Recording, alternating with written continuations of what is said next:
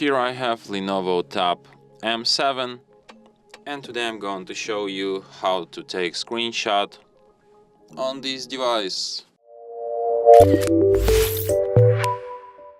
So to do this, what you have to do is to press combination of keys, power key plus volume down at the same time like this, and that's how screenshot will be taken.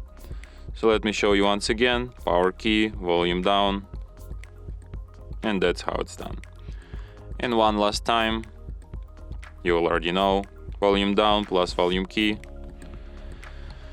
and that's how it's done. So you can find your screenshots in gallery in the folder called